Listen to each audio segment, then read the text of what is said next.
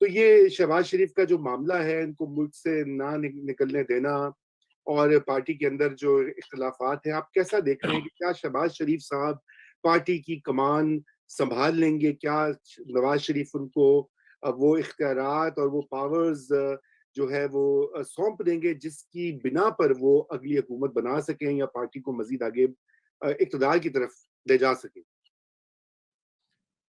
رضا بھائی، نواز شریف صاحب اپنے ذہنی اور سیاسی ارتقاء میں ایک خاص مرحلے سے گزر رہے ہیں۔ وہ شہباز شریف صاحب کو اپنے شرح صدر کے ساتھ اس کی اجازت نہیں دے سکتے، اور اگر وہ اجازت دیں بھی تو شہباز شریف صاحب پارٹی نہیں چلا پائیں گے۔ اس کی وجہ یہ ہے کہ شہباز شریف صاحب کی جو ان کی بنیادی مہارتیں ہیں وہ ایک انتظامی نوعیت کی ہیں۔ وہ پبلک کو، پبلک سینٹیمنٹ کو، فالوئنگ کو، ووٹ بینک کو ریڈیٹ کرنے کی صلاحیت شہباز شریف صاحب میں نہیں ہے۔ یہ جو جملہ منسوخ کیا گیا ہے رانا ثناء اللہ سے، عامر متین صاحب نے جو کیا ہے، میں اس کو ہیوج پنچ آف سالٹ لوں گا، کیونکہ رانا ثناء اللہ جو ہے ہر انسان کی طرح ان میں بھی بہت سی کمزوریاں اور خوبیاں ہو سکتی ہیں، لیکن یہ کہ وہ 2002 سے کم از کم ایک خاص شناخت رکھتے ہیں۔ یہ کہنا کہ 80% ہمارے الیکٹیبلز ہمیں چھوڑ دیں گے، تو یہ کام تو 2017 ہی میں ہو جاتا ہے۔ اگر الیکٹیبل نے نہیں چھوڑا، مسلم لیگ کے الیکٹیبل نے پنجاب کی حد تک تو ڈیفینیٹلی نہیں چھوڑا، تو اس کی وجہ یہ نہیں ہے کہ انہیں حکومت میں آنے کی امید ہے، اس کی وجہ یہ ہے کہ انہیں یہ معلوم ہے کہ پنجاب میں ووٹ بینک نواز شریف کے ساتھ ہے۔ اور یہ جو دلیل ہے جس کا بودی ہے کہ یہ رانا ثناء اللہ اس لیے نہیں دے سکتے کہ رانا ثناء اللہ کی اورینٹیشن پیپلز پارٹی کی ہے۔ یہ دلیل 1988 میں محترمہ بینظیر بھٹو کو دی گئی تھی کہ جس ضیاء الحق کے 11 برس بھگتنے کے بعد اب اگر ہم حکومت میں نہیں گئے تو ہماری پارٹی جو ہے وہ سیاسی طور پہ ختم ہو جائے گی، وہ لوگ جو الیکٹرل سٹیکس رکھتے ہیں وہ ہم میں دلچسپی کھو دیں گی۔ مسئلہ یہ ہے کہ اس پارٹی نے جو نواز شریف صاحب کی جماعت کہلاتی ہے، یہ کم از کم 3 دفعے تو وفاق میں حکومت بنا چکی ہے۔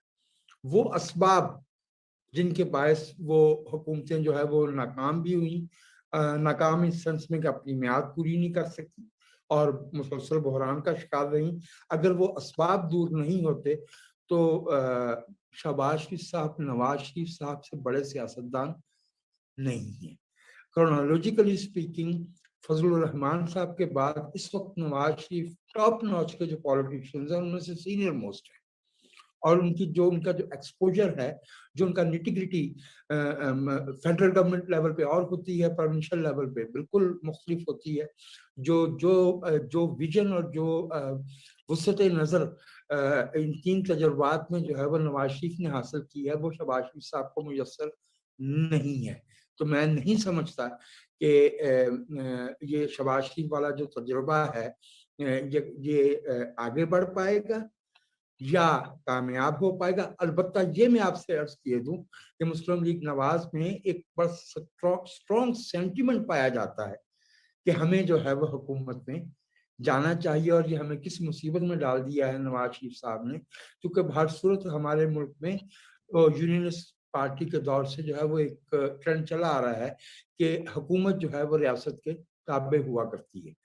تو ہم تب بھی جو ہے وہ ڈپٹی کمشنر سے اور کمشنر وغیرہ سے پوچھ لیا کرتے تھے کہ صاحب کدھر جانا ہے، تو اب بھی ہم میں ایک یہ رجحان تو ہے یہ، لیکن یہ میں آپ سے عرض کیے دوں کہ یہ الیکٹیبل جو ہے ان کی بھی آنکھ جو ہے وہ ووٹ بینک ہوتی ہے، اور میرا نہیں خیال کہ اگر رانا ثناء اللہ نے یہ کہا بھی ہو تو یہ بات درست ہے، اور اگر انہوں نے کہا بھی ہو تو میاں نواز شریف اب اسے نہیں مانیں گے۔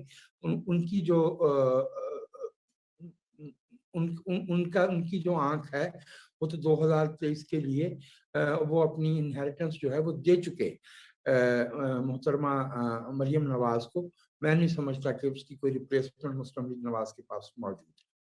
जी, शुक्रिया वजाहत साहब। सोलंकी साहब, इसी बात को आगे बढ़ाते हुए जो वजाहत साहब ने बात कही, आप उसके ऊपर क्या तबसरा करेंगे?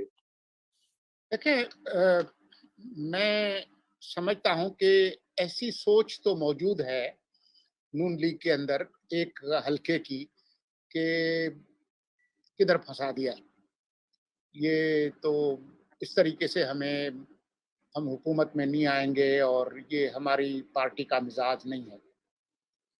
लेकिन जो हकीकत है वो ये है कि नून लीग की ड्राइविंग सीट पर नवाज शरीफ साहब हैं और पाकिस्तान में उनके पीछे जो है वो मरियम है।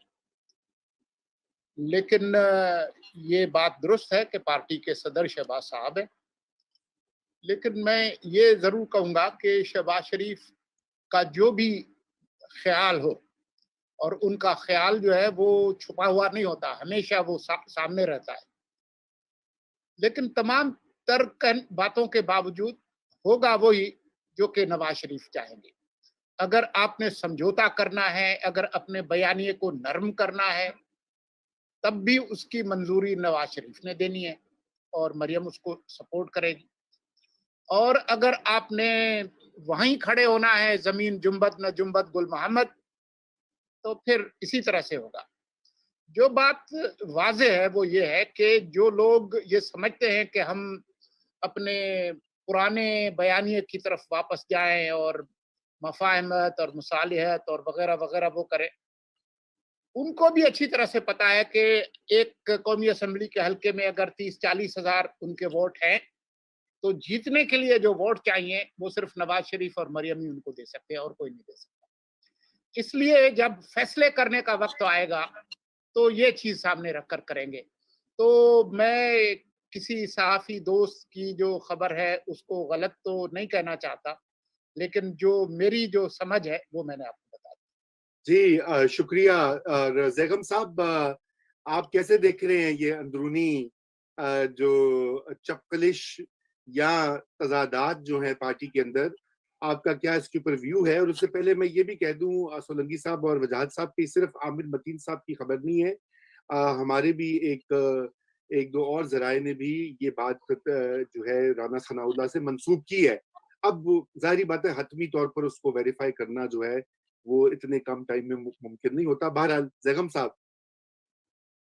जी रज़ा, देखिए हम सब आइडियल्स वाले लोग हैं और मुश्तरक आइडियल्स हैं हर पढ़े लिखे पाकिस्तानी के, जमहूरियत पसंद पाकिस्तानी के।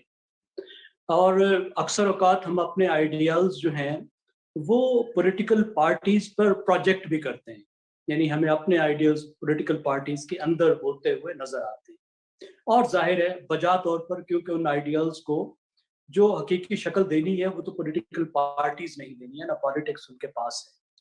लेकिन अक्सर औकात हकीकत थोड़ी सी मुख्तलिफ होती है, क्योंकि जो पॉलिटिकल पार्टीज हैं वो तो जाहिर है आर्ट ऑफ द पॉसिबल की तरफ जा रही होती है। वो परफेक्ट अल्टीमेट आइडियल्स के लिए नहीं लड़ रही होती, बल्कि वो देख रही होती हैं कि पॉसिबल क्या है।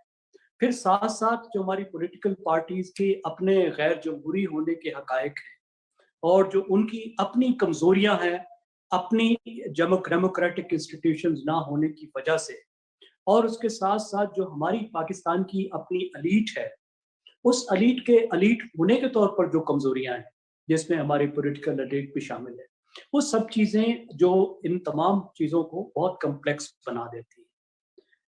लेकिन पाकिस्तान की जो बड़ी पार्टियां हैं, इससे पहले पीपल्स पार्टी खास तौर पर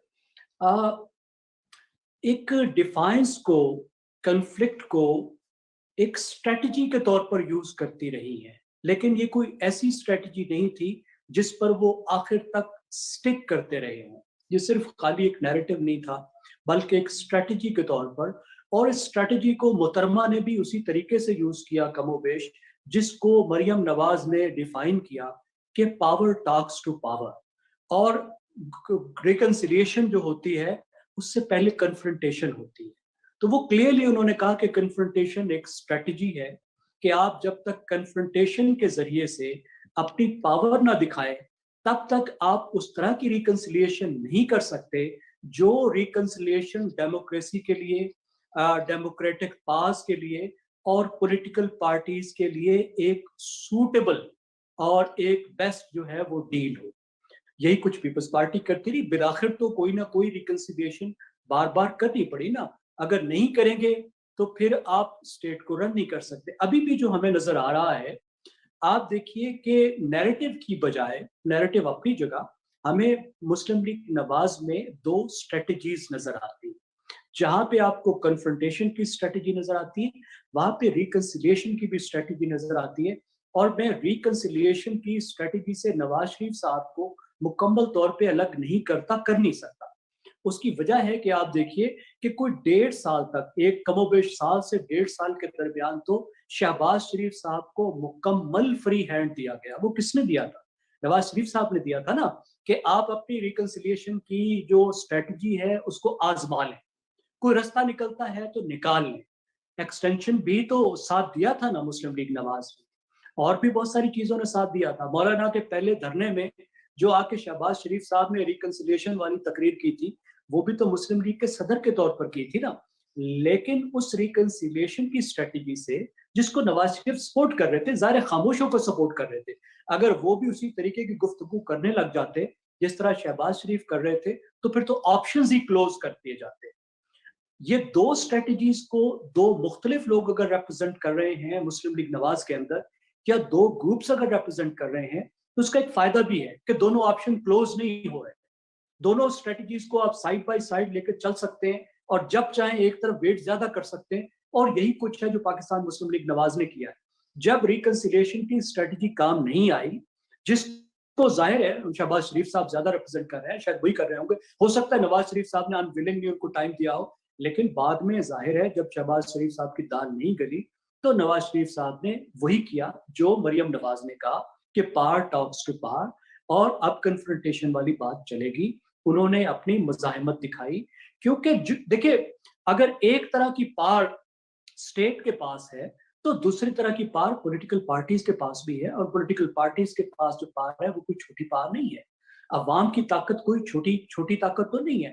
آخر کار کو یہ ملک عوام ہی کا نام ہے نا. یہ ملک ان 22 کروڑ عوام کے علاوہ کیا چیز ہے؟